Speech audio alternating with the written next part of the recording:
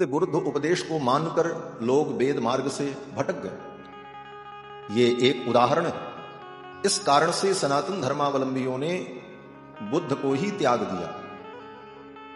भले तुम भगवान हो, शास्त्र हमारा कहता है कि आप भगवान हो, लेकिन आपने वेदों के विरुद्ध बात कही है, इसलिए हम आपकी भी बात नहीं मानेंगे। ये सनातन धर्म। वेद के विरुद्ध भगवान की भी वाणी प्रमाण नहीं मानी जाती, तो वेद ही सनातन धर्म का मूल है।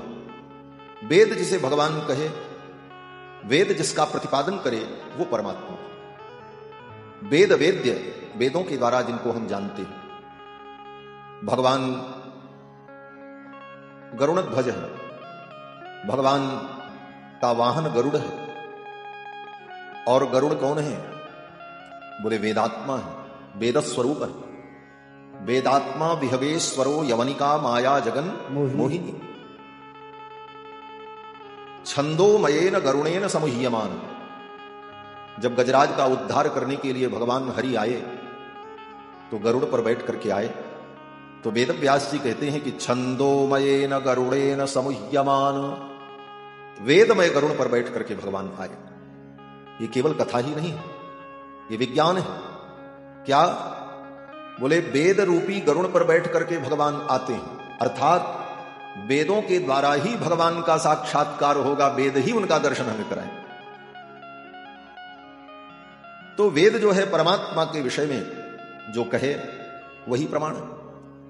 तो वेदों के द्वारा प्रतिपाद्य जो परमात्मा भगवान श्री हरि हैं, उन भगवान ने विचार किया मैं अवतार ग्रहण करूं। और वेद वेद्य परमात्मा ने 4 रूपों में अयोध्या में अवतार लिया। राम लक्ष्मण भरत शत्रुघ्न के रूप में। तो वेदों ने विचार किया कि जब भगवान ने अवतार ले लिया, तो मैं भी अवतार ले लूं भगवान का गुणगान करने के लिए। भगवान एक है, भगवान के एकत्व में कोई संदेह नहीं है। भगवान एक हैं, 2 नहीं हो सकते। एकमेवाद्वितीयम श्रुति कहती, वेद कहता है। भगवान एक हैं, लेकिन एक भगवान 4 रूपों में अयोध्या में प्रकट हुए। कृत्वात्मानं चतुर्विधम। भगवान 4 नहीं हुए, हैं तो एक ही, लेकिन 4 रूप उनके प्रकट हुए। वेद व्यास जी भी कहते हैं चतुर्धागाद हरिहि। भगवान 4 रूपों में अयोध्या में आए। तो एक भगवान जब 4 रूपों में प्रकट हो गए अयोध्या में, तो 4 वेद जो पहले से थे, ऋग यजुः साम अथर्व, उन 4 वेदों ने विचार किया कि मेरे द्वारा प्रतिपाद्य भगवान 4 रूपों में जब प्रकट हो गए, तो उन भगवान का गुणगान करने के लिए हम 4 मिलकर के संयुक्त रूप में अवतार ले लें। तो 4 वेदों ने ही संयुक्त रूप में रामायण के रूप में अवतार ग्रहण किया। ये रामायण वेदावतार है। वेद वेद्ये परे पुंसि जाते दशरथात्मजे, वेद प्राचेद सादासीत साक्षात रामायणात्मन। वेद वेद्य परमात्मा जब दशरथ नंदन बन गए, तो वेदों ने विचार किया हम भी अवतार ले लें। और 4 वेदों ने रामायण के रूप में अवतार लिया। ये रामायण के 4 अक्षर ही 4 वेद के संकेत हैं। रामायण, 4 वेद ही रामायण के रूप में प्रकट हुए। वेद प्राचेत सादासीत साक्षात रामायणात्मना। ऐसी ये दिव्य कथा, रम्या रामायणी कथा, जिस रामायण में संपूर्ण धर्म के सिद्धांत को महर्षि वाल्मीकि ने प्रतिपादित किया है। और भगवान का ये पावन चरित्र, भगवान के चरित्र का प्रयोजन यही है कि हम भगवान के चरित्र को सुनकर अपने चित्त को शुद्ध कर लें। भगवान के चरित्र को सुनने से चित्त जितना शुद्ध होता है, उतना चित्त की शुद्धि किसी अन्य साधन से नहीं होती। जप करो, तपस्या करो, तीर्थाटन करो, वर्षों लग जाएंगे अंतःकरण की शुद्धि होने में, लेकिन भगवान की कथा व्यक्ति श्रवण करता रहे तो उसका चित्त शुद्ध हो जाता है, मन पवित्र हो जाता है। भगवान के चरित्र से छालित चित्त जब शुद्ध हो जाता है, तो भगवत साक्षात्कार में विलंब नहीं होता। रघुवर भगति बारी छालित चित, तुलसीदास जी महाराज कहते हैं, रघुवर भगति बारी छालित चित, बिन प्रयास ही सूझे, तुलसीदास कह चित विलास जग बूझत बूझत बूझे। भगवान के चरित्र को सुनने से चित्त की शुद्धि होती, इसलिए चित्त की शुद्धि अगर चाहते हैं तो भगवान के चरित्र को सुनो। और भगवान के चरित्र में बहुत वैज्ञानिकता और बहुत तर्क और बहुत दार्शनिक सिद्धांत ढूंढने की आवश्यकता नहीं। आजकल लोग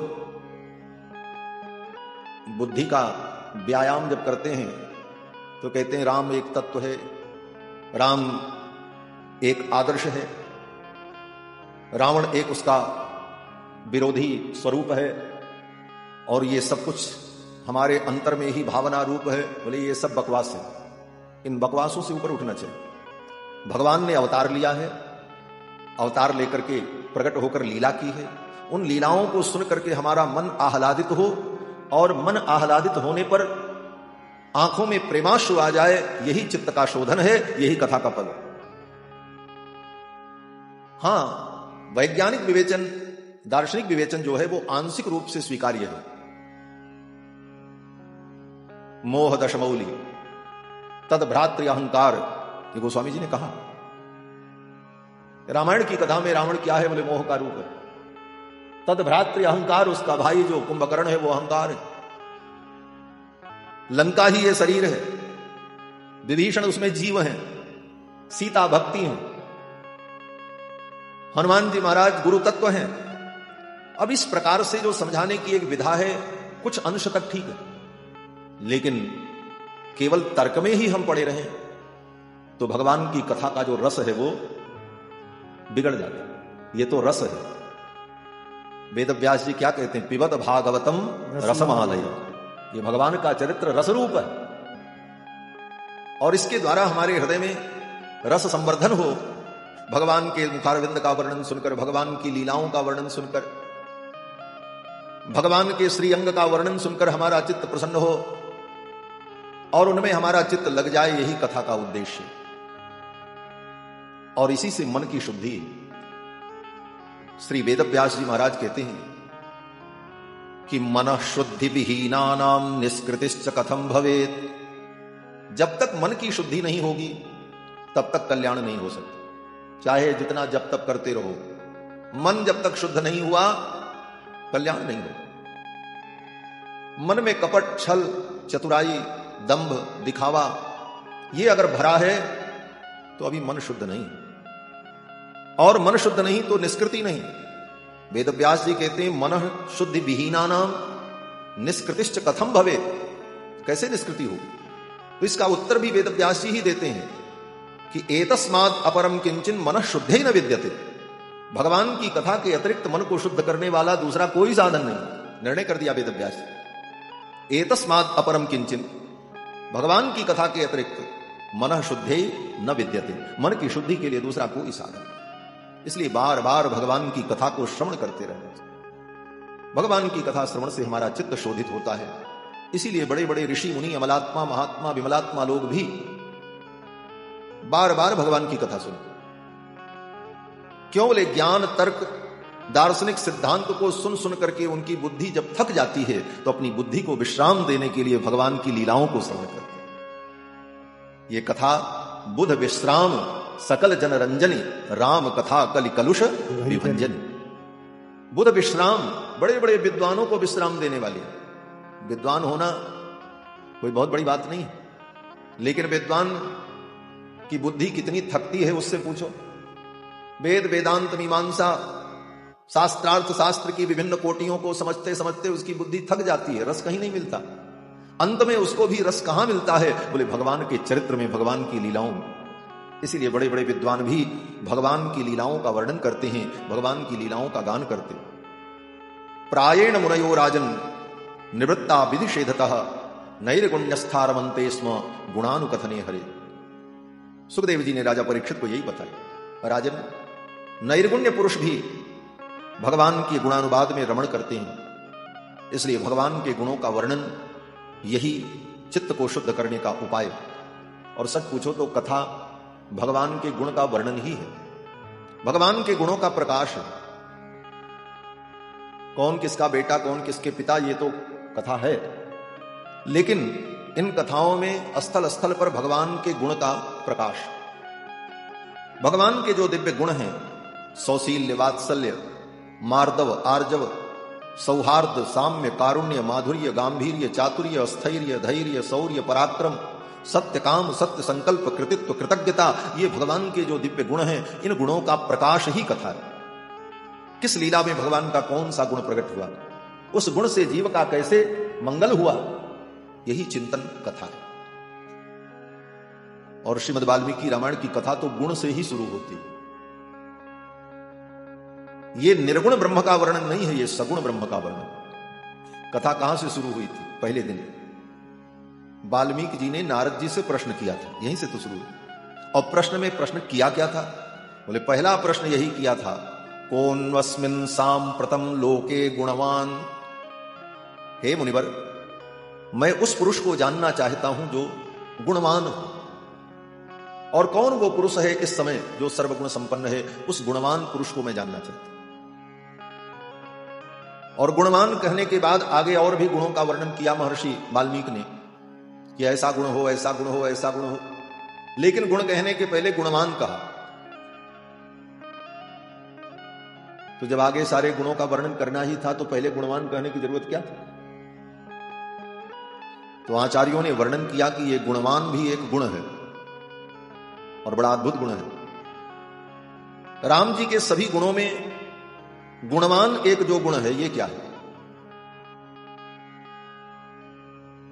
तो कहते हैं गुणवान माने आश्रितैः भक्तैः पुनः पुनः आवर्त्यते गुण्यते। भगवान के भक्त भगवान के जिस गुण का बार बार चिंतन करते हैं, उस गुण को क्या कहा जाता है? बोले गुणवान। ये गुणवान स्वयं में एक गुण है भगवान का। बोले वो कौन सा गुण है जिस गुण का चिंतन भक्त लोग बार बार करते? कहते भगवान की सुशीलता, सौशील्य। भगवान का जो सील है, ठाकुर जी बड़े सील निधान है, तो भगवान का जो सौशील्य गुण है, उसी गुण को महर्षि वाल्मीकि ने गुणवान शब्द से कहा और यहीं से कथा प्रारंभ। राम जी कितने सुशील हैं? बोले राम जी की सुशीलता बड़ी अद्भुत है। गोस्वामी तुलसीदास जी ने विनय पत्रिका में भगवान के इस गुण का जो है, बड़ा सुंदर पद है।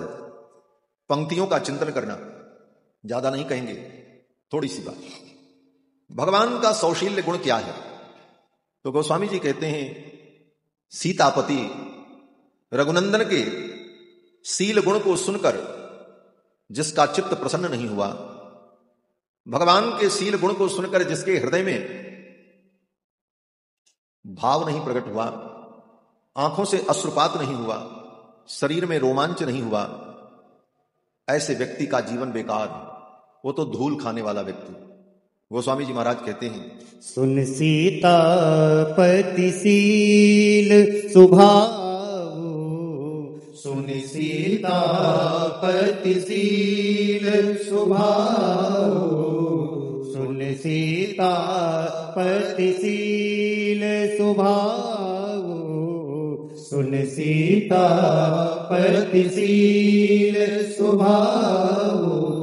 मोदे नमन तन पुलक नयन जल, मोदे नमन तन पुलक नयन जल, सोनर थे हर खाऊ, सोनर थे हर खाऊ। सुन सीतापति सील सुभाव, सुन सीतापति सील सुभाव, सुन सीतापति सील। सीतापति रघुनंदन का शील क्या है? अब इसके कई उदाहरण हैं, एक उदाहरण केवल बस। किस समय का? बोले राम जी जब अपने सखाओं के साथ खेल रहे थे, बाल लीला। खेलते समय जब खेल होता है तो उसमें दो दल बनता है, दो पार्टी हो तभी तो खेलने का मजा हो। एक हारे एक जीते, जीतने वाले खुशी मनावे और हारने वाले उदास हो जाए। तो जीतने वाले को और खुशी हो, हम जीत गए वो हार गए। दो दल बना, एक दल के नेता राम जी और दूसरे दल के नेता भरत जी। दो दल बन गए, दुई दुई गुइया बांटी ले। आधे सखा बट गए, उधर गए, आधे इधर गए। सरयू के तट पर खेल प्रारंभ हुआ। अब राम जी जिस पार्टी में रहे, जिस दल में रहे, वो दल हार तो नहीं सकता। क्यों? बोले जीत को सकई अजय रघुराई। रघुराई को कौन जीत सकता है? चाहे खेल हो चाहे युद्ध हो, किसी भी चीज में। लेकिन जब खेल प्रारंभ हुआ तो राम जी का दल जीतने लगा। जब जीतने लगा तो जिस दल को जीत होती है उस दल के मुखिया को प्रसन्नता होती है, लेकिन राम जी को प्रसन्नता नहीं हो रही। राम जी संकोच में पड़ गए। इतने शील निधान है कि राम जी को संकोच होने लगा, अगर हम जीत गए तो मेरे भरत का मन उदास हो जाएगा, और भरत के पक्ष के जो सखा हैं उनका मन उदास हो जाएगा।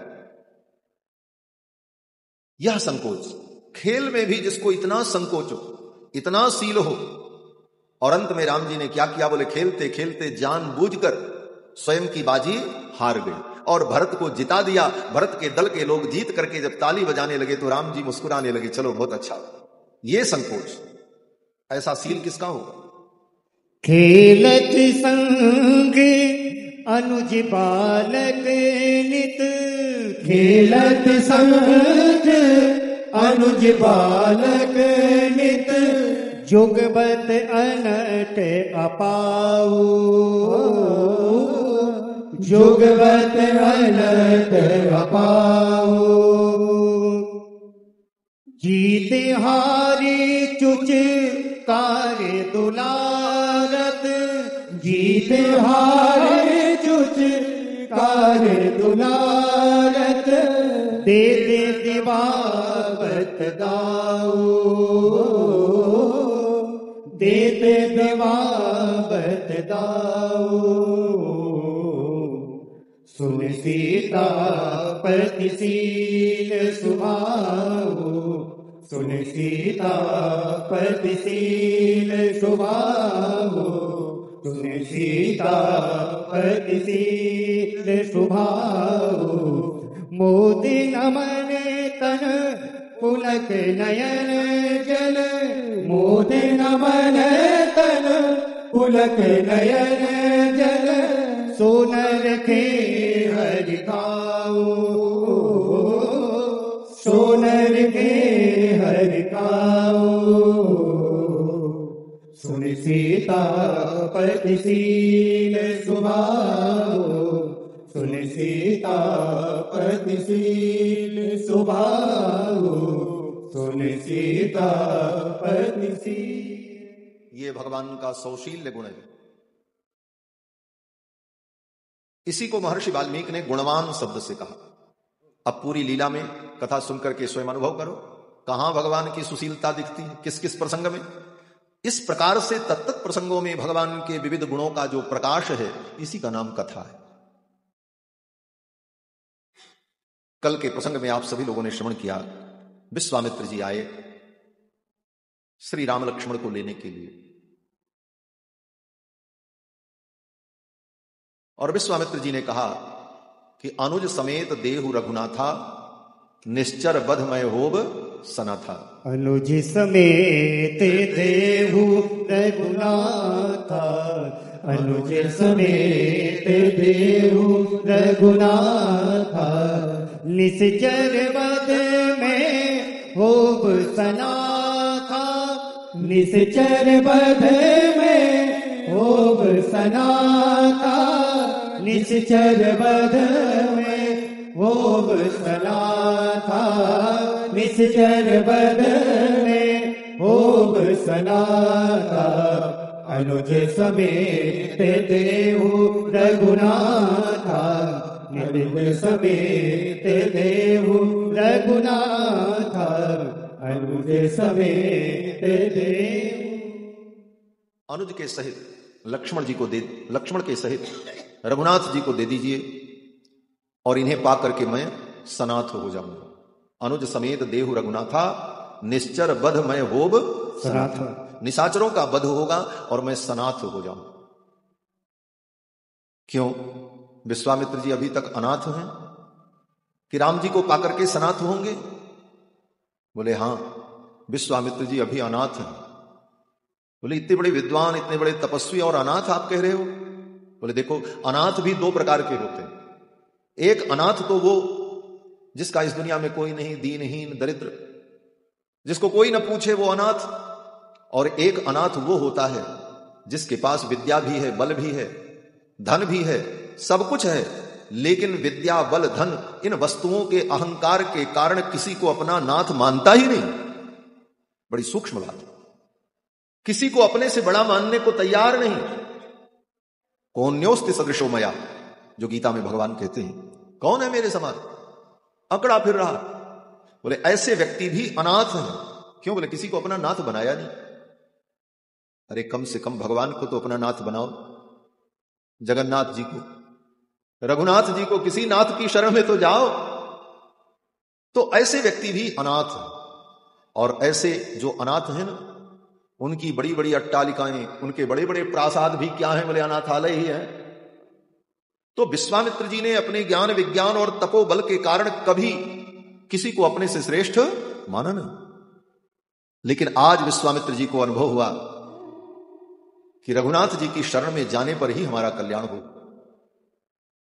इसीलिए विश्वामित्र जी ने कहा, निश्चर बधमय होब सनाथा, इन्हें पाकर के मैं सनाथ हो जाऊं। विश्वामित्र जी ने आकर के अपनी बात कही। दशरथ जी ने स्वीकार किया और अपने कुमारों को सौंप दिया। कैसे सौंपा? बोले ददौ कुशिक पुत्राय सुप्रीतेनांतरात्मना। ददौ कुशिक पुत्राय, विश्वामित्र जी को अपने राम लक्ष्मण को सौंप दिया। सुप्रीतेनांतरात्मना, प्रसन्नतापूर्वक, अंतरात्मा से प्रसन्न होकर दशरथ जी ने राम लक्ष्मण को सौंप दिया।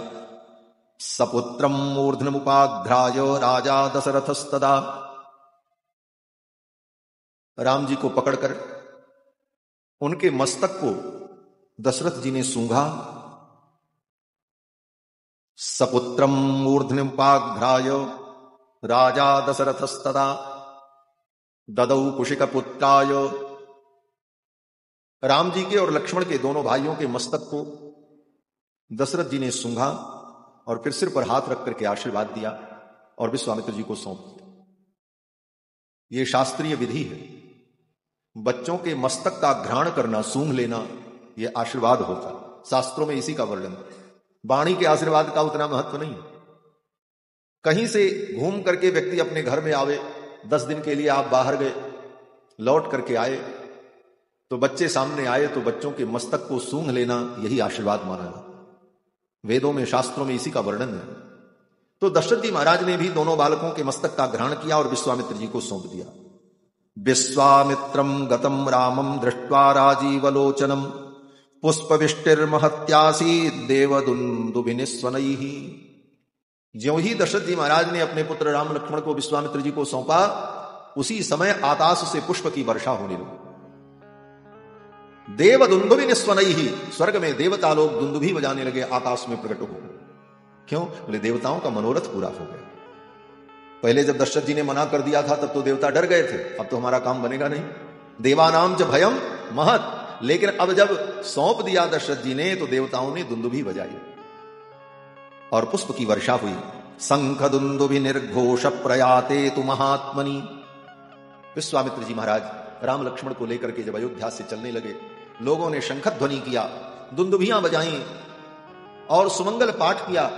क्यों? बोले राम जी की प्रथम यात्रा हो रही है अयोध्या से। विश्वामित्र जी चल पड़े भगवान को लेकर। सरयू जी के किनारे किनारे पैदल यात्रा चलती, कोई रथ नहीं, कोई सवारी नहीं। विश्वामित्र जी पैदल चल रहे हैं और दोनों भाई उनके अगल बगल धनुष बाण दिए हुए पैदल चल रहे। 12-12 वर्ष के, राम जी 12 वर्ष के, लक्ष्मण जी 12 वर्ष। पहले दिन की यात्रा 6 कोस की यात्रा हुई। 6 कोस की यात्रा जब हुई, 6 कोस का मतलब 18 किलोमीटर पैदल, सरयू जी के किनारे किनारे पूर्व दिशा की ओर विश्वामित्र जी जा रहे हैं। 18 किलोमीटर की यात्रा जब पूरी हुई तो सायंकाल की वेला हो गई, शाम हो गई। विश्वामित्र जी ने मन में सोचा, भगवान तो हमको मिल गए, प्रभु की प्राप्ति तो हो गई, लेकिन इनसे हमारा कोई संबंध अभी नहीं जुड़ा। बोले संबंध नहीं जुड़ा? बोले भगवान से कोई संबंध जोड़ना चाहिए। भाव की दृष्टि से कोई संबंध जोड़कर भगवान का भजन पूजन चिंतन करना चाहिए। विश्वामित्र जी ने सोचा इनसे मेरा कोई संबंध अभी नहीं हुआ। यद्यपि जीव का भगवान से अनेक प्रकार का संबंध है। पिता तु रक्षक शेषी भर्ता गेयो रमापति। भगवान पिता हैं, हम उनके पुत्र हैं, एक संबंध है। पिता तु रक्षक, भगवान रक्षक हैं, हम रक्ष हैं, ये दूसरा संबंध। पिता तु रक्षक शेषी, भगवान शेषी हैं, हम उनके शेष हैं। अब यह शेष शेषी की व्याख्या आगे आएगी तब सुनाएंगे। भर्ता, भगवान हमारे पति हैं और मैं उनकी पत्नी हूं, यह भी एक संबंध है जीव का भगवान से। पिता तु रक्षक शेषी भर्ता गेयो, भगवान गेय है और हम ज्ञाता हैं। भगवान हमारे ज्ञान के विषय है, यह संबंध। स्वाम्याधारो ममात्मा च, भगवान स्वामी हैं और मैं उनका दास हूं, यह संबंध। स्वाम्याधारो, भगवान आधार हैं और मैं आधेय हूं, आधाराधेय संबंध इसको कहा जाता है। स्वाम्याधारो ममात्मा च, मैं उनका शरीर हूं, वो मेरी आत्मा है, यह संबंध, शरीर आत्मा का संबंध। इसी संबंध को लेकर वेदांत में चर्चा की गई है। इसीलिए वेदांत को शारीरक मीमांसा कहा जाता है। वेदांत को शारीरक मीमांसा इसीलिए कहते हैं कि शरीरे तिष्ठति, शरीर में जो रहता है वो शारीर, शारीर माने परमात्मा। तो परमात्मा किस शरीर में रहता है? बोले जीवात्मा रूपी शरीर में परमात्मा निवास करता है। ये शरीर शरीरी संबंध। तो भगवान हमारे आत्मा है, मैं उनका शरीर हूं। और संबंध भोक्ता, भगवान हमारे भोक्ता हैं और मैं उनका भोग्य हूं। जैसे भोग्य वस्तु जो होती है वो अपने लिए नहीं होती, भोक्ता के लिए होती। जैसे दूध, दही, मिठाई, कपड़ा, ये किसके लिए? कपड़ा कपड़े के लिए थोड़ी। कपड़ा अपने लिए नहीं होता, वो पहनने वाले के लिए होता। दूध अपने लिए नहीं होता, दूध दूध थोड़ी खाएगा। दूध किसी व्यक्ति के लिए है जो खा करके उससे तृप्ति को प्राप्त करे, उसका भोग। उसी प्रकार ये जीवात्मा अपने लिए नहीं है, ये जीवात्मा परमात्मा के लिए है, परमात्मा का भोग्य है। और इसके विपरीत हम स्वयं को भोगी बना लेते हैं, जबकि हम भोग्य हैं, भोगी नहीं। हम परमात्मा के भोग्य हैं, परमात्मा हमारा भोग करे, हम उसके लिए हैं। और जब हम स्वयं भोगी बन जाते हैं तो फिर भोगते हैं, जन्म जन्म भोग रहे हैं, वही तो भोग रहे हैं। तो भोक्ता चेति मनोदितः, ये सारे संबंध जीव के भगवान से। तो ही मोहि नाते अनेक मानिए जो भावे, ज्यों त्यों तुलसी कृपालु शरण पावो। जीव के परमात्मा से अनेक संबंध हैं, लेकिन उन संबंधों में जो संबंध प्रिय लगे उस संबंध से भगवान का चिंतन करना चाहिए। इसीलिए भक्तों ने विविध भाव से भगवान का चिंतन। मीरा ने भगवान को पति मान लिया, पति ही तो मान करके भजन किया। तुलसीदास जी ने अपने को भगवान का दास माना। भगवान श्री रामानुजाचार्य ने संपत कुमार भगवान को अपना बेटा मान लिया। संपत कुमारम अभिषिक्त वतस्तवेमौ रामानुजार्य चरणौ शरणं प्रपत्ति। विविध भक्तों ने, मीराबाई ने, कर्माबाई ने ठाकुर जी को अपना बेटा ही बना लिया, गोपाल जी को, और स्वयं मैया बन गई। कर्माबाई खिचड़ी का भोग लगाती, ठाकुर जी बाल गोपाल आकर के खिचड़ी खाते। खिचड़ी खिला खिला के तर गई, कर्मा बन गई मैया। तो संबंध ये भक्ति को पुष्ट करता है। विश्वामित्र जी ने भी सोचा, राम जी तो हमको मिल गए, लेकिन इनसे हमारा कोई संबंध अभी तक नहीं बना, क्या बनाऊं इनको? बेटा बनाऊं? बोले बेटा तो पहले से बने हुए हैं दशरथ जी के। तो गुरु बनाऊं? बोले गुरु बनने लायक नहीं है। क्यों? बोले मैं ब्राह्मण हूं, ये क्षत्रिय हैं, क्षत्रिय कुमार हैं, राजा के पुत्र हैं, कैसे गुरु बनाऊं? शास्त्र की मर्यादा भी देखनी थी। आचार्य और गुरु तो ब्राह्मण ही होता है। आचार्यो वेद संपन्नो विष्णु भक्तो विमत्सर। तो विश्वामित्र जी ने सोचा इनको गुरु भी नहीं बना सकता, तो मैं इनको क्या बनाऊं? मित्र बनाऊं, दोस्त बना लूं? बोले इतने छोटे हैं, इनसे दोस्ती कैसे निभेगी? तब विश्वामित्र जी ने सोचा कि एक उपाय है, मैं इनको अपना चेला बना लूं, मैं इनका गुरु बन जाऊं, ये संबंध सबसे बड़ा। और विश्वामित्र जी ने विलंब नहीं किया। मन ये महात्मा लोग चेला बनाने में बहुत आगे रहते हैं। बढ़िया आदमी मिल जाए चेला बनाओ, काम आएगा, है ना? राम जी से बढ़िया चेला कहां मिलेगा भैया? चेला हो तो राम जी जैसा, जो आज्ञा का पालन करे। गुरुदेव ने आज्ञा दी, राम विलंब मत करो, जाओ जाकर के सरयू जल में आचमन करके आओ। सरयू जी के किनारे किनारे ही चल रहे थे। सायंकाल की बेला हो चुकी थी। विश्वामित्र जी ने कहा कि गृहाण वत्स सलिलम मा भूतकालस्य पर्ययः। अब इन एक एक पंक्तियों की व्याख्या तो घंटों होती रहे, लेकिन थोड़ी सी बात कहेंगे, मन में बात आ गई इसलिए कहेंगे। विश्वामित्र जी ने कहा गृहाण वत्स सलिलम मा भूतकालस्य पर्ययः। हे राम, जाओ जल्दी से आचमन करके आओ, विलंब मत करो। क्यों? विश्वामित्र जी को लगता है कितना जल्दी हमारा इनसे संबंध हो, मैं जल्दी से इनको अपना चेला बना लूं और मैं इनका गुरु बन जाऊं तो हमारा इनका संबंध दृढ़ हो। भगवान से संबंध जोड़ने में विलंब नहीं करना चाहिए, यह संकेत है। विश्वामित्र जी ने कहा राम विलंब मत करो, जल्दी आओ, मैं तुमको चेला बनाऊंगा, तुम्हारा गुरु बनूंगा। माभूत काल से पर्ययः। क्यों? बोले विलंब करना ठीक नहीं है। क्यों? बोले जीवन का कोई ठिकाना है, मृत्यु कब आ जाए, और भगवान से संबंध नहीं जुड़ा और जीवन समाप्त हो गया, बोले फिर तो मानव जीवन व्यर्थ हो गया। इसलिए जितना जल्दी हो सके भगवान से संबंध जोड़ लेना चाहिए। कल का भरोसा मत करो, कल किसने देखा है? खबर नहीं पल की, और बात करें कल की, एक पल की खबर नहीं है और हम कल और परसों की या बरसों की योजना बनाते रहते, एक पल का ठिकाना नहीं। इसलिए भगवान से क्या भजन कर भरी जवानी में बुढ़ापा किसने देखा है। भजन कर भरी जवानी में बुढ़ापा किसने देखा है।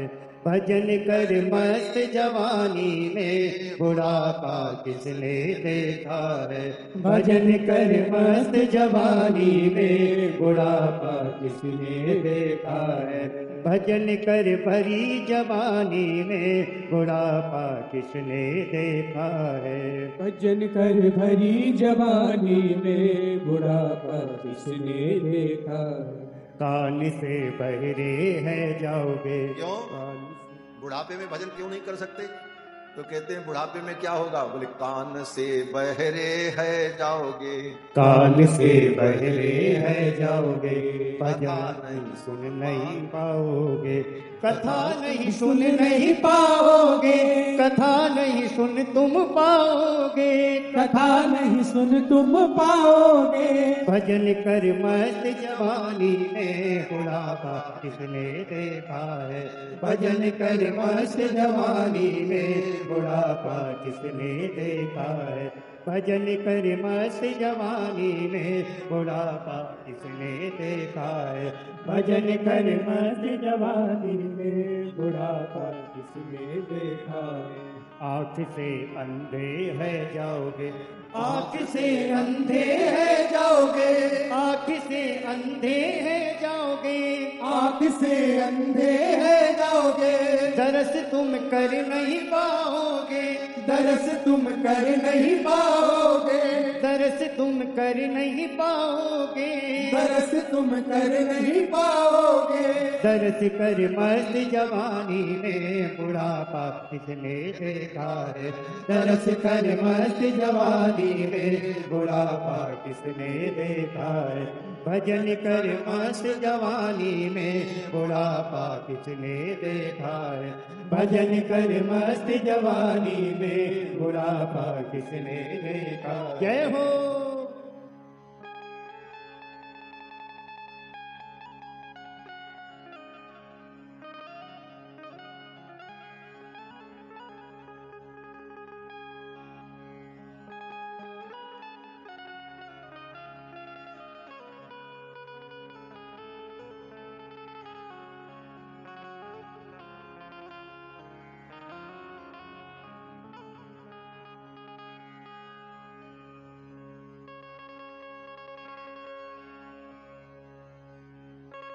मुख से गूंगे हैं जाओगे, मुख से गूंगे है जाओगे, हो मुख से गूंगे हैं जाओगे, मुख से गूंगे हैं जाओगे, भजन तुम गा नहीं पाओगे, भजन तुम गा नहीं पाओगे, भजन तुम गा नहीं पाओगे, भजन तुम गा नहीं पाओगे।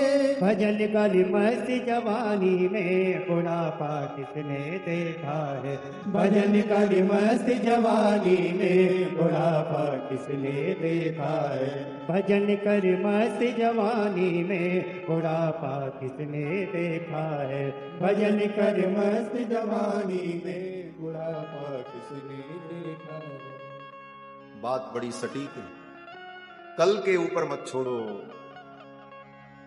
बूढ़ा होने पर इंद्रियां शिथिल हो जाती, बुढ़ापे में लंगड़े रह जाओगे, चल नहीं पाओगे, तो बोले फिर तीर्थ भी नहीं कर पाओगे, इसलिए जवानी में तीर्थ कर लो।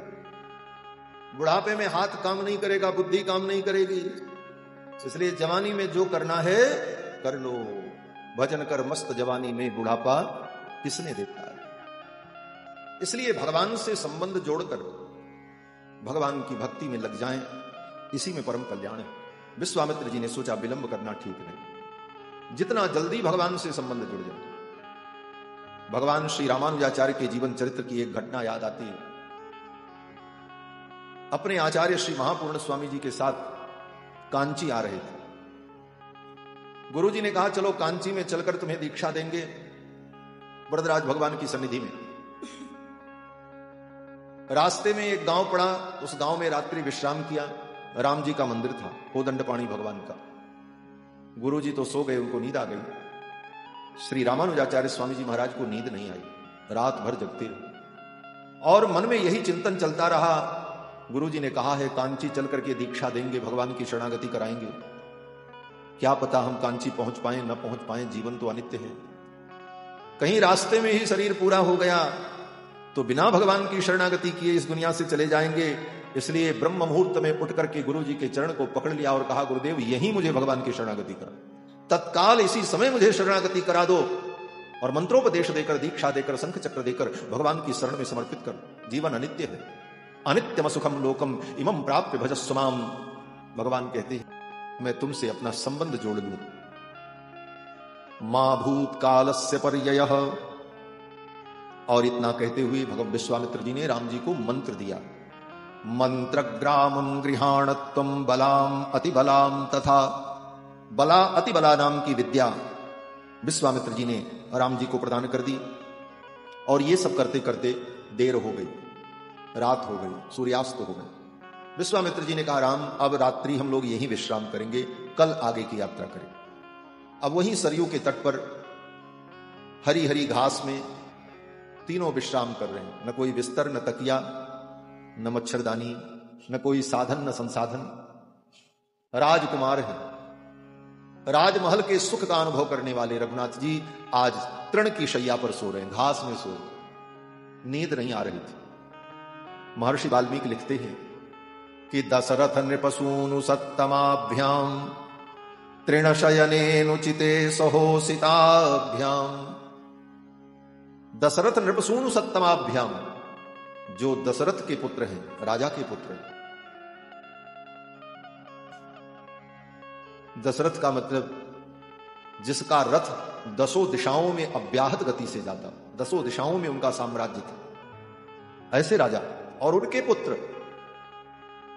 तृणशयनेनुचिते, तृण के सैया पर, घास पर सो रहे हैं। वाल्मीकि जी कहते हैं अनुचिते, ये उचित नहीं है, इनके अनुरूप नहीं है। लेकिन अब भगवान की भक्त वत्सलता, अपने भक्तों के लिए ठाकुर जी क्या नहीं करते। अपनी सुंदर वैकुंठ की सैया छोड़कर धरती पर आते। लोग अपने सुख का त्याग नहीं करना चाहते, लेकिन भक्तों के लिए भगवान अपने सुख का त्याग करके इस मृत्युलोक में आकर अवतार लेकर के लीला करते। शेष पर्यंकमुत्सृज्य यागतो मथुरामपुरी, अपनी शेष की सैया को छोड़कर भगवान मथुरापुरी में अवतरित हुए। अपनी शेष सैया को छोड़कर भगवान अयोध्या में अवतरित हुए। और परिणाम क्या, बोले घास के बिस्तर पर सोना पड़ रहा। महर्षि वाल्मीकि कहते हैं नींद नहीं आ रही थी राम जी। ऐसे भी बिस्तर यहां से वहां हटा दे, थोड़ी दूर कर दे तो नींद नहीं आती, और घास के बिस्तर पे नींद कैसे आए? अब राम जी को जब नींद नहीं आ रही थी तब विश्वामित्र जी ने सोचा मैं क्या करूं, ये बालक हैं, और बालकों को जब नींद नहीं आती तो माताएं क्या करती हैं? बोले उनका सिर अपने गोद में रख लेती हैं और हाथ से सिर सहलाती हैं और सुंदर लोरी सुनाती हैं, कहानी सुनाती हैं, तो बच्चे हूं हूं करते करते धीरे धीरे सो जाते। विश्वामित्र जी ने भी सोचा आज मुझे मां कौशल्या की तरह इन्हें सुलाना होगा, और अपनी एक जंघा पर राम जी के मस्तक को रख लिया, एक तरफ से लक्ष्मण को लेटा लिया, दोनों के सिर पर हाथ फेरने लगे और विश्वामित्र जी कहानी सुनाने लगे। कुसिक सुत वचोनुलालिताभ्याम सुखमिवसा विभवौ विभावरी च। कुसिक सुत वचोनुलालिताभ्याम, विश्वामित्र जी ने अपने वचनों के द्वारा सुंदर कहानी सुना करके लाड लड़ाया। ये लाड लड़ाया शब्द मैं अपने तरफ से नहीं जोड़ रहा, महर्षि वाल्मीकि के हैं। कुसिक सुत वचोनुलालिताभ्याम, लालिताभ्याम, लालन किया, लाड किया, और तब ठाकुर जी को नींद आई। सुखमिवसा विभवौ विभावरी च, सुखपूर्वक वो रात्रि व्यतीत हुई, दोनों भाई खूब चैन से सोए। विश्वामित्र जी तो इस झांकी को देखकर आनंदित होते रहे।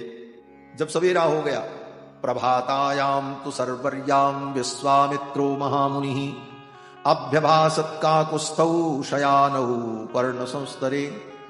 सवेरा हो गया, सूर्योदय होने वाला है, लेकिन राम जी की नींद नहीं खुली, खर्राटे ले रहे राम जी। लक्ष्मण जी भी सो रहे। यद्यपि राम जी सवेरे उठते हैं, देर तक सोने वाले नहीं है राम जी। प्रातः काल उठ के रघुनाथा मातु पिता गुरु नावही माथा। प्रातः काल उठने वाले हैं, 10 बजे सो करके उठने वाले नहीं। प्रातः काल सूर्योदय के समय जो व्यक्ति शयन करता है उसे महान पाप लगता है। आजकल तो लोगों की आदत पड़ गई, रात के 2 बजे तक जगो, और जगने का कारण क्या, आप समझ गए हो। हाँ, हमारे जजमान जी दिखा रहे हैं मोबाइल, वहां से बताने की जरूरत नहीं। रात के 2 बजे तक मोबाइल में व्यस्त, तो कहां 4 बजे नींद खुलेगी। रात के 2 बजे तक मोबाइल के चक्कर में एक महात्मा बड़ी अच्छी बात कह रहे थे कि देखो, सतयुग में भगवान का अवतार हुआ हिरण्याक्ष और हिरण्यकश्यपु का वध करने के लिए। त्रेता में भगवान का अवतार हुआ रावण और कुंभकर्ण का वध करने के लिए। द्वापर में भगवान का अवतार हुआ शिशुपाल और दंतवक्र का वध करने के लिए। कलयुग में भगवान का अवतार किसका वध करने के लिए होगा? तो महात्मा ने कहा कलयुग में मोबाइल और इंटरनेट का वध करने के लिए भगवान को अवतार लेना पड़ेगा। क्यों? बोले आज सबसे बड़ा शत्रु अगर कुछ है तो मोबाइल और इंटरनेट। इसी दुनिया पागल। आने वाले समय में इसका परिणाम कितना भयानक होगा कोई ठिकाना नहीं। अभी भी लोग कितने पागल हो रहे हैं, पागलों की संख्या बढ़ रही है दुनिया में, और कितने गेम खेल खेल करके तो बच्चे पागल हो रहे हैं, उनका इलाज चल रहा है। आप तो हमसे ज्यादा जानते हैं। तो बंधुओं, भगवान श्री राम तो प्रातः काल उठने वाले, प्रातः काल उठ के रघुनाथा मातु पिता गुरु नावही माता। प्रातः काल जो शयन करता है सूर्योदय के समय, और सायंकाल सूर्यास्त के समय जो शयन करता है उसे महान पाप लगता। जब श्री भरत जी अपने ननिहाल से लौट करके आए तो मां कौशल्या के सामने रो रो करके भरत जी ने कसम खाई कि राम जी के वन गमन में मेरी कोई सहमति नहीं। गाय गोठ महिषुरपुर जारे जे अग मातु पिता गुरु मारे। पावों में तिनके गति घोरा जो जननी यह सम्मत मोरा। और उसी प्रसंग में श्रीमद् वाल्मीकि रामायण में भरत जी ने जब शपथ खाई है तो वहीं पर भरत जी ने यह भी शपथ किया है कि सूर्योदय और सूर्यास्त के समय पर शयन करने का जो पाप होता है वो पाप मुझे लग जाए अगर राम जी के वन गमन में मेरी सहमति हो। तत्पापम प्रतिपद्यते। तो सूर्योदय और सूर्यास्त के समय व्यक्ति को जग जाना चाहिए। राम जी तो जग जाने वाले, लेकिन आज राम जी सो रहे हैं। विश्वामित्र जी ने सोचा अब उठेंगे अब उठेंगे, लेकिन राम जी उठ नहीं रहे थे। तो फिर विश्वामित्र जी ने जगाया राम जी, और क्या कह करके जगाया कि कौशल्या सुप्रजा राम पूर्वा संध्या प्रवर्तते उत्तिष्ठ नरसार्दूल कर्तव्यम दैवमान्निकम। हे कौशल्या कुमार उठो, उत्तिष्ठ। पूर्वाम संध्या प्रवर्तते, पूर्वा संध्या प्रवर्तते, प्रातः काल की संध्या की बेला हो गई, उठ करके अपने दैनिक कृत्य को संपन्न करो। तब राम जी उठ गए। यह श्लोक वाल्मीकि रामायण का ही मंदिरों में भगवान को जगाने के लिए पढ़ा जाता है। आप तिरुपति बालाजी में जाओ तो वहां भी सुप्रभात में पहले यही श्लोक पढ़ा जाता है, कौशल्या सुप्रजा राम पूर्वा संध्या प्रवर्तते, उत्तिष्ठ नरसार्दूल कर्तव्यम दैवमान्निकम, उत्तिष्ठोत्तिष्ठ गोविंद उत्तिष्ठ करुणध्वज, उत्तिष्ठ कमलाकांत त्रैलोक्यम मंगलम कुरु। श्री वाल्मीकि जी ने सुप्रभात को, विश्वामित्र जी ने भगवान का सुप्रभात किया। भगवान उठे, सरयू में स्नान किया, संध्या वंदन किया और गायत्री का जप किया, और फिर दोनों भाई विश्वामित्र जी के साथ आगे चल पड़े। अब आगे की जब यात्रा प्रारंभ हुई तो भगवान ने सोचा कि विश्वामित्र जी ने हमको जब चेला बना ही लिया है तो चेला तो बेटे के समान होता, और बेटे को देखकर, पुत्र को देखकर जो पिता को सुख होता है वही सुख शिष्य को पाकर के गुरु को होता है। तो भगवान ने सोचा कि मैं विश्वामित्र जी को अपनी बाल लीला का सुख प्रदान करूं, और भगवान बाल लीला करने लगे। क्या बाल लीला? बोले ऐसी चंचल चपल लीला जैसे बच्चे करते। यद्यपि राम जी स्नातक हो गए, स्नातक का मतलब गुरुकुल से पढ़ करके व्यक्ति जब लौट करके आ जाता है तो उसको स्नातक कहा जाता है। आज भी बैचलर की डिग्री मिलती है तो उसमें यही लिखा रहता है, स्नातक। और उसका नाम स्नातक क्यों है? और एक गुरुकुल से पढ़ करके जब विद्यार्थी अपने घर के लिए लौटता है, उसकी शिक्षा पूरी होती है, तो शिक्षा पूरी होने पर दीक्षांत समारोह होता है। उसके ब्रह्मचर्य व्रत की जो दीक्षा है वो समाप्त होती है, इसीलिए उसका नाम दीक्षांत समारोह। और उस दीक्षांत समारोह में वेद की विधि है कि उस ब्रह्मचारी को, उस विद्यार्थी को गुरु स्नान कराते हैं। 8 कलश में जल भरकर औषधि मिश्रित जल के द्वारा वेद मंत्रों का उच्चारण करते हुए उस विद्यार्थी को स्नान करा करके विदा करते हैं। तो गुरु जब स्नान करा देते हैं तो वो स्नातक हो जाता। स्नातक का मतलब जिसने स्नान कर लिया, यह स्नातक शब्द का अर्थ है। तो राम जी तो स्नातक हो चुके हैं। गुरुदेव वशिष्ठ के आश्रम में पढ़कर अल्प काल में ही समस्त विद्याओं को प्राप्त करके समावर्तन संस्कार करा करके आ गए। गुरुगृह गए पढ़न रघुराई, अल्पकाल विद्या सब आई। और स्नातक हो जाने के बाद उसे सारे नियमों का पालन करना पड़ता है। जब तक वह स्नातक न हो तब तक कैसे भी सोए, कैसे भी रहे, कुछ भी खाए, ये छूट होती है। लेकिन स्नातक हो जाने के बाद, व्रतबंध के बाद उसे उन नियमों का पालन करना पड़ता है। स्नातक हैं लेकिन आज विश्वामित्र जी को सुख देने के लिए बच्चों जैसी लीला करनी। क्या लीला? बोले विश्वामित्र जी चल रहे हैं, राम जी भी साथ साथ चल रहे हैं। तब तक राम जी ने देखा बगल में एक तालाब, उस तालाब में कमल के पुष्प खिले थे। राम जी दौड़ करके घुस गए तालाब में कमल फूल तोड़ने के लिए, जैसे बच्चे फूल तोड़ने के लिए, कोई चीज लेने के लिए दौड़ पड़े। इतनी चंचलता। जब तालाब में घुसे, अब तो विश्वामित्र जी डर गए। अरे राम इधर आओ, इधर आओ, पानी गहरा होगा, कहीं कोई दुर्घटना न हो जाए। दौड़ करके विश्वामित्र जी राम जी को पकड़ के ले, और जब तक राम जी को पकड़ के लावे तब तक उधर से लक्ष्मण जी चले गए, घुस गए, फूल तोड़ गए। विश्वामित्र जी ने सोचा कहां से 2 बच्चे हम लाए। अब बच्चे की लीला तो बच्चे की लीला, ऐसी लीला कर रहे। फिर कुछ दूर गए, देखा एक पत्थर की बहुत बड़ी शिला थी, पहाड़ का कोई टुकड़ा था। राम जी दौड़ करके उस शिला पर चढ़ गए और वहां से चढ़ करके चारों तरफ का नजारा देखने लगे। विश्वामित्र जी ने देखा, विश्वामित्र जी ने कहा राम नीचे उतर आओ, कहीं तुम्हारे पैर फिसल गए तो चोट लग जाएगी। विश्वामित्र जी तो बार बार राम जी को संभाल गए। ऐसी लीला करते हुए भगवान विश्वामित्र जी के साथ बक्सर जा रहे हैं।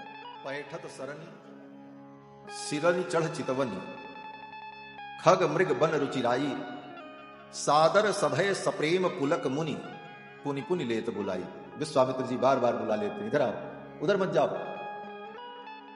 इस प्रकार लीला करते हुए भगवान विश्वामित्र जी के साथ आगे जाते हैं। सरयू और गंगा का जहां पर संगम हो रहा था उस स्थल पर पहुंचे।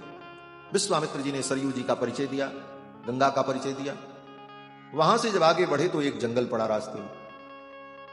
विश्वामित्र जी ने कहा राम इसी जंगल से होकर के चलना है। उस जंगल को देख करके राम जी ने कहा, गुरुदेव, इस जंगल को देख करके लग रहा है कि यहां कोई नगर था, क्योंकि यहां भग्नावशेष, टूटे हुए खंडहर, भित्तिकाएं, इनको देखकर लग रहा है कि यहां कोई नगर था।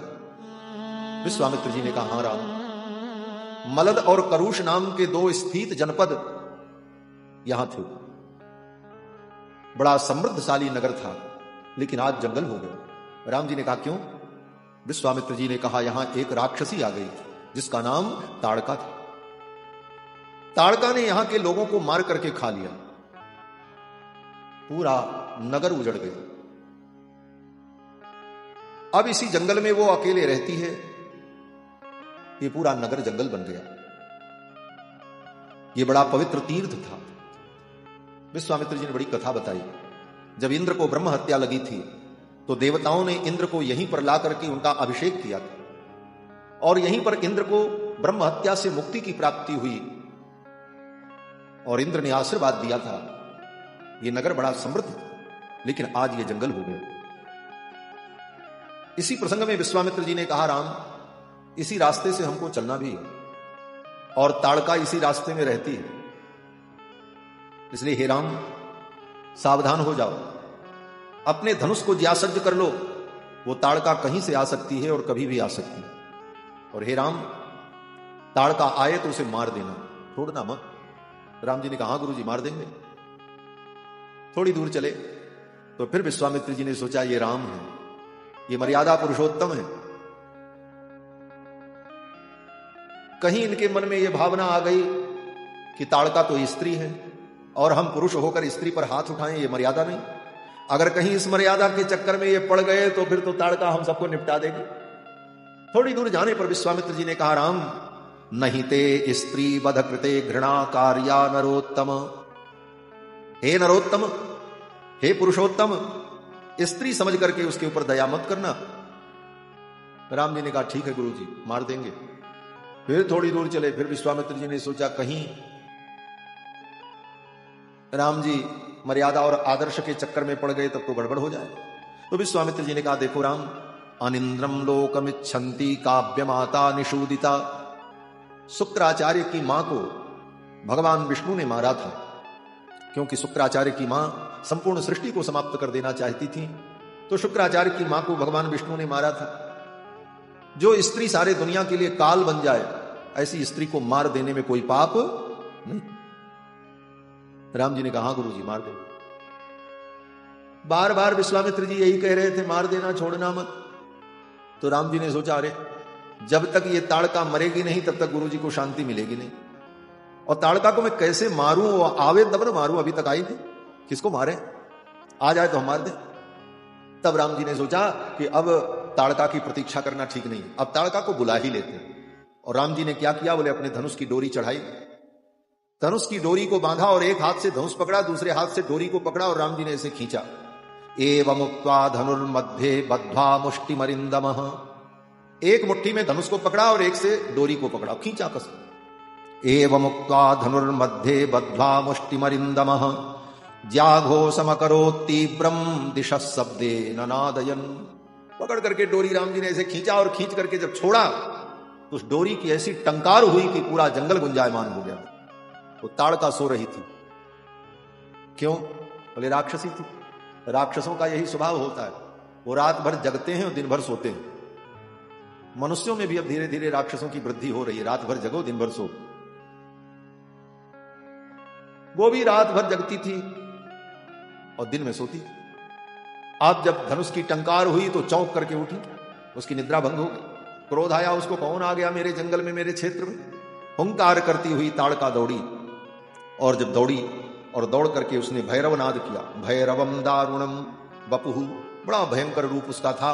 और आई और आकर के बड़े बड़े पत्थर की वर्षा करने लगी। भगवान श्री राम ने अपने धनुष के द्वारा पत्थरों को, उन बड़े बड़े शिलाखंडों को चूर चूर कर दिया। तब तक लक्ष्मण जी ने क्या किया, बोले लक्ष्मण जी ने ताड़का का नाक कान काट लिया। सूर्पणखा का नाक कान तो लक्ष्मण जी ने काटा ही है पंचवटी में, ताड़का का भी नाक कान लक्ष्मण जी ने काटा। हृत कर्णाग्र नासिकाम विनवृत्ताम करो मध्य। लक्ष्मण जी ने कहा प्रभो अभी मैं इसका नाक कान काट लेता हूं। लक्ष्मण जी नाक कान काटने में बड़े तेज है महाराज। काट लिया नाक कान उसका। अब नाक कान जब कट गया उसका तो वो तो और विकराल हो गई महाराज। इधर से खून की धारा और इधर से एक खून की धारा और आगे से एक खून की धारा। काला काला स्वरूप उसका कज्जल पर्वत के समान, जैसे कोयले का पर्वत हो, विशाल काया था। और रक्त की धारा बह रही थी मानो काले काले पर्वत से 3 लाल रंग की नदियां प्रवाहित हो रही। अब गर्जना करती हुई दौड़ी। उद्यम्य बाहुं गर्जन्तीं, दोनों भुजाओं को उठा करके जब गर्जना करती हुई दौड़ी, तब तक भगवान श्री राम ने अपने धनुष पर बाण चढ़ाया और एक ही बाण में ताड़का को भगवान ने मार दिया। एक ही बाण में भगवान ने ताड़का का काम समाप्त कर दिया। ये राम जी के बाण का पराक्रम है। राम जी किसी को मारना चाहें तो 2 बाण चलाने की जरूरत नहीं पड़ती, एक ही बाण पर्याप्त है। क्यों? बोले राम जी के पास दूसरा बाण नहीं है। बोले बाण तो अनंत है राम जी के पास, लेकिन दूसरे बाण की जरूरत कब पड़ती है? बोले जब पहला बाण व्यर्थ हो जाए तब। जब पहला बाण व्यर्थ हो जाएगा, निशाना चूक जाएगा, तब न दूसरे बाण की जरूरत पड़ेगी। राम जी का निशाना चूकने वाला नहीं, सर्वश्रेष्ठ धनुर्धर। ऐसे राम शस्त्र भृताम बरह। श्रीमद् भगवत गीता में भगवान ने जब अपनी विभूति का वर्णन किया कृष्ण भगवान ने, तो कृष्ण भगवान कहते हैं पांडवों में मैं अर्जुन हूं, वृक्षों में पीपल हूं। और जब श्रेष्ठ धनुर्धर की बात आई तो किसी धनुर्धर का नाम नहीं लिया भगवान कृष्ण ने। कहते हैं राम शस्त्र भृताम बरह, शस्त्र को धारण करने वाले में सर्वश्रेष्ठ कोई अगर है तो राम जी हैं, और वो मैं हूं, स्वयं भगवान कृष्ण। लेकिन आजकल की भक्ति बड़ी विलक्षण है। कृष्ण भक्त कहते हैं राम जी अलग है, कृष्ण अलग है। कृष्ण 16 कला है, राम जी 12 कला है। राम भक्त अलग लड़ाई करने लगते हैं, हमारे राम जी बड़े हैं, कृष्ण छोटे। बोले सब गलत बात है। जो राम है वही कृष्ण है, वही नरसिंह है, वही वामन है, वही विष्णु है, वही नारायण है, वही हरि है। तत्व एक ही है, तत्व में कोई भेद नहीं। तो शस्त्रधारियों में सर्वश्रेष्ठ श्री रघुनाथ ने एक ही बाण में ताड़का को भगवान ने मार दिया। जब ताड़का मर गई तो कर्तव्यम सुमहत कर्म सुराणाम राजसूनुना। राम जी के इस कर्म को देखकर जितने देवता थे वो सब वहां आ गए, और उन देवताओं ने राम जी के ऊपर पुष्प की वर्षा की। एवं मुक्ता सुरा सर्वे जगमुर्हट्टा विहायसन। राम जी के ऊपर पुष्प की वर्षा की, विश्वामित्र जी को साधुवाद दिया, और राम जी को प्रणाम करके देवताओं ने कहा आपने हमारे ऊपर बहुत बड़ा उपकार किया, आपने इस ताड़का को मार करके हम देवताओं को निर्भय कर दिया। ये कह करके देवताओं ने भगवान की स्तुति की और देवता चले। आजकल कुछ लोग कहते हैं कि वाल्मीकि रामायण में राम जी को भगवान नहीं कहा। वाल्मीकि रामायण में तो राम जी को एक महापुरुष और मर्यादा पुरुषोत्तम के रूप में केवल बताया गया, लेकिन ऐसा नहीं। वाल्मीकि रामायण पे पग पग पर राम जी के ईश्वरत्व का प्रतिपादन महर्षि वाल्मीकि ने किया है। यही तो ईश्वरत्व है। राम जी ने ताड़का को मारा तो स्वर्ग के देवता आकर के उनकी स्तुति कर रहे हैं। स्वर्ग के देवता किसी ऐसे की स्तुति करेंगे? मानव की स्तुति करेंगे, अति मानव परम तत्व भगवान।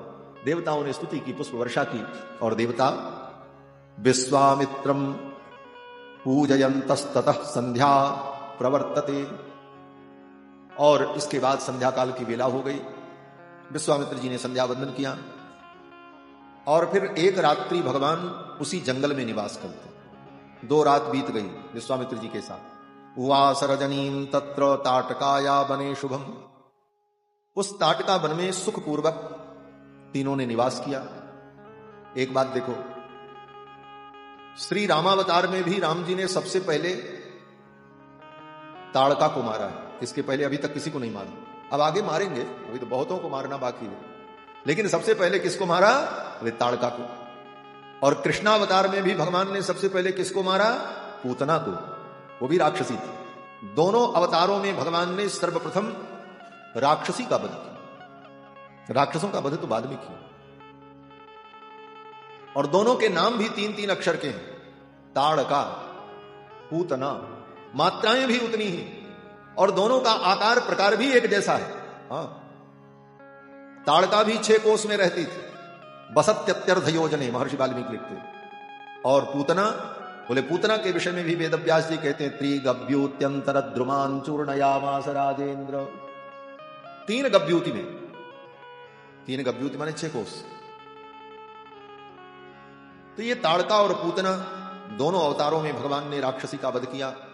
ये ताड़का और पूतना अविद्या का स्वरूप है, और भगवान ने दोनों अवतार में अविद्या स्वरूपिणी ताड़का और पूतना का उद्धार किया। इसके बाद भगवान को विश्वामित्र जी ने और भी अस्त्र शस्त्र प्रदान कर दिए। विश्वामित्र जी ने सोचा अब जो मेरी विद्याएं हैं वो सब विद्या मैं राम जी को दे दूं, और विश्वामित्र जी ने सारी विद्याएं राम जी को वहीं रास्ते में ही प्रदान कर दी। अनेक प्रकार के अस्त्र शस्त्र, चक्र, गदा, खड्ग, अनेक प्रकार के मंत्रमय जो आयुध थे, विश्वामित्र जी ने अपने तपोबल से अनेक प्रकार के अस्त्र शस्त्रों को जो प्राप्त किया था वो सब राम जी को दे दिए। और फिर विश्वामित्र जी भगवान को लेकर के अपने आश्रम में पहुंचे। आयुध सर्व समर्पिक तब निज आश्रम आने। सारे आयुध विश्वामित्र जी ने राम जी को समर्पित कर दिए, और राम लक्ष्मण को लेकर विश्वामित्र जी महाराज अपने आश्रम में आए। आश्रम में जब पहुंचे विश्वामित्र जी, तो तदाश्रम पदम तात तवाप्ये तद्यथा मम। विश्वामित्र जी ने कहा, राम ये आश्रम तुम्हारा ही आश्रम है। तवाप्ये तत्, विश्वामित्र जी ने कहा तब ये तत्, आपका भी ये आश्रम है, केवल हमारा आश्रम नहीं। इत्युक्त्वा परम प्रीतो गृह्य रामम सलक्ष्मणम। आश्रम में जब प्रवेश किया विश्वामित्र जी ने, उनके आश्रम में रहने वाले मुनि महात्माओं ने जब राम जी को देखा तो सब दौड़ पड़े। चारों तरफ से राम जी को सबने घेर लिया। अब 12-12 वर्ष के बालक, हजारों लोग चारों तरफ से खड़े हो जाएं तो बालक दिखेगा नहीं, वो तो भीड़ में खो जाए। अब बाकी जो मुनि महात्मा आए वो राम जी का दर्शन कैसे करें? बोले सब कूद कूद करके, उछल उछल करके राम जी को देख रहे हैं। उत्पत्त्योत्पत्त्य सहसा, उछल उछल कर सब राम जी का दर्शन करने लगे और परम आनंद हुआ। और पहुंचते ही विश्वामित्र जी से कहा, गुरुदेव आज ही आप अपने यज्ञ की दीक्षा लें और मैं आपके यज्ञ की रक्षा करूंगा। अद्यैव दीक्षाम प्रविश भद्रम ते मुनिपुंगव। हे मुनिपुंगव, आज ही आप यज्ञ की दीक्षा लें और आपका यज्ञ पूर्ण हो। अद्यैव, आज ही, क्या मतलब हुआ इसका? बोले राम जी उद्देश्य और कार्य को कभी भूलते नहीं। दूसरा कोई होता तो कहता, गुरु जी इतनी दूर से पैदल चल करके आए हैं, अब 1-2 दिन आराम कर लें तब आपका काम करेंगे। लेकिन राम जी ने कहा नहीं, अद्यैव दीक्षाम प्रविश, आज ही आप दीक्षा ले लें और आपका यज्ञ प्रारंभ हो, हम आपके यज्ञ की रक्षा करें। फिर तो विश्वामित्र जी ने निर्भय होकर संकल्प किया और यज्ञ मंडप में प्रवेश किया। ब्राह्मण लोग वेद मंत्र का उच्चारण करने लगे, विश्वामित्र जी यज्ञ करने लगे और राम लक्ष्मण दोनों भाई धनुष बाण लेकर यज्ञ मंडप के चारों तरफ घूमते हुए, परिक्रमा करते हुए, चारों तरफ दृष्टिपात करते हुए सतत सावधान होकर विश्वामित्र जी के यज्ञ की रक्षा करने लगे। विश्वामित्र जी यज्ञ करने लगे। सुबाहु और मारीच अपनी सेना लेकर के यज्ञ में विघ्न करने के लिए आए। लेकिन कब आए? यज्ञ शुरू हुआ तुरंत नहीं आए, 6 दिन बीत गया। 6 दिन बीत गया तब राम जी ने लक्ष्मण से कहा, लक्ष्मण अब सावधान होगा, आज 6 दिन हो गए, अब यज्ञ 1 दिन का और बचा हुआ है। 7 दिन का यज्ञ था, अब पूर्णाहुति का समय आ गया है, अब राक्षसों के आने का भी समय होगा, अब वो विघ्न करने के लिए तैयारी करके आ रहे हो, इसलिए लक्ष्मण सावधान हो। और राम जी यज्ञ की रक्षा कैसे करते थे? ये नहीं था कि दिन में विश्वामित्र जी यज्ञ करें और फिर रात में विश्वामित्र जी विश्राम करते थे तो राम जी भी जाकर के विश्राम करें ना। 6 दिन 6 रात्रि 6-24 घंटे अनवरत एक क्षण भी राम लक्ष्मण ने विश्राम नहीं किया।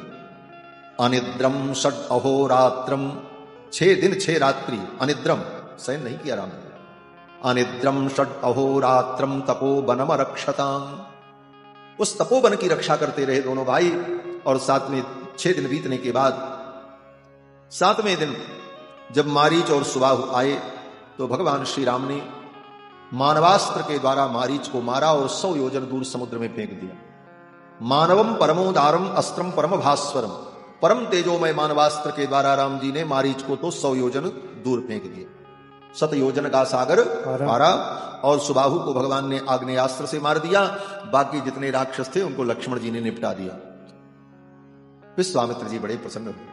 विश्वामित्र जी ने यज्ञ की पूर्णाहुति की और पूर्णाहुति करके जब यज्ञ मंडप से बाहर निकले तो विश्वामित्र जी का तेज अद्भुत हो, यज्ञ की पूर्णता हुई, सिद्धि की प्राप्ति हुई। और बाहर निकल करके विश्वामित्र जी ने देखा दोनों भाइयों को। आकर के राम लक्ष्मण दोनों कुमारों ने विश्वामित्र जी के चरणों में प्रणाम किया। उठा करके दोनों कुमारों को विश्वामित्र जी ने हृदय से लगा लिया और मस्तक पर हाथ फेरते हुए विश्वामित्र जी ने कहा कि कृतार्थोस्मि महाबाहो, हे महाबाहु, आज मैं कृतार्थ हो गया। कृतम गुरु वचस्त्वया, तुमने गुरु के वचन का पालन किया, गुरु की आज्ञा का पालन किया। आज मैं कृतार्थ हो गया, मेरा प्रयोजन पूर्ण हो गया। हे राम, तुम महाबाहु हो। कृतार्थोस्मि महाबाहु, भगवान विश्वामित्र जी कहते हैं राम तुम्हारी भुजाएं बड़ी विशाल हैं। कितनी विशाल है, किस अर्थ में विशाल है? मानो विश्वामित्र जी कहना चाहते हैं राम तुम्हारी भुजाएं इतनी विशाल हैं कि कोई भी असुर राक्षस तुम्हारी भुजाओं से बच करके जा नहीं सकता। और तुम्हारी भुजाएं केवल असुरों का संहार करने के लिए नहीं है, अपितु अपने शरणागत भक्तों के संरक्षण में सतत सावधान रहने वाली भुजाएं हैं। आपका भक्त कहीं भी दुनिया के किसी कोने में आपका भक्त अगर आपको पुकारे तो आपकी भुजाएं उनकी रक्षा के लिए वहां तक पहुंच जाती हैं। इसलिए आपकी भुजाएं बड़ी विशाल हैं। कृतार्थोस्मि महाबाहो कृतम गुरु वचस्त्वया। भगवान श्री राम ने प्रणाम किया, परम आनंद हुआ। अब तो कुछ दिन भगवान विश्वामित्र जी के आश्रम में रहे। कुछ दिन विश्वामित्र जी के आश्रम में भगवान रुके। तब तक निमंत्रण पत्र आ गया। कहां से? बोले जनकपुर से। जनक जी महाराज धनुष यज्ञ का आयोजन कर रहे थे और निमंत्रण पत्र भेजा। किसको? बोले विश्वामित्र जी को, कि आप अपने परिकरों के सहित, अपनी मुनि मंडली के सहित यज्ञ के दर्शन के लिए पधारो। पत्र जब आया तो विश्वामित्र जी ने पत्र पढ़ा, बड़ी प्रसन्नता हुई। विश्वामित्र जी ने सोचा अब मैं क्या करूं? अगर जनक जी के यज्ञ में जाता हूं तो राम लक्ष्मण को अयोध्या कैसे पहुंचाने जाऊंगा? और अगर मैं इनको अयोध्या पहुंचाने चला जाऊं तो जब तक लौट करके आएंगे तब तक यज्ञ पूरा हो जाएगा, यज्ञ में सम्मिलित नहीं हो पाए। और अगर इनको भी लेकर के जाऊं तो कहीं राम जी ये न मन में सोचें कि अपने यज्ञ की रक्षा के लिए लेकर के आए थे, अब कहां कहां घुमा रहे हैं।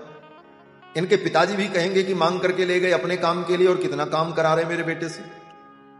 इसलिए विश्वामित्र जी को बड़ा मन में संकोच होने लगा। यद्यपि गुरु है, गुरु को शिष्य से क्या संकोच, गुरु को तो आज्ञा कर देनी चाहिए बस। लेकिन राम जी के गुरु है महाराज, ऐसे वैसे के गुरु थोड़ी। राम जी परमात्मा है और शील निधान है, तो कुछ ना कुछ उनका शील तो वहां भी जाएगा ना, उधर भी जाएगा। विश्वामित्र जी को भी बड़ा संकोच हुआ और विश्वामित्र जी ने कहा राम, जनकपुर के महाराज विदेहराज धनुष यज्ञ कर रहे हैं, उस यज्ञ में अगर मेरे साथ चलोगे तो वहां तुम्हें एक अद्भुत धनुष देखने को मिलेगा। लालच दिया।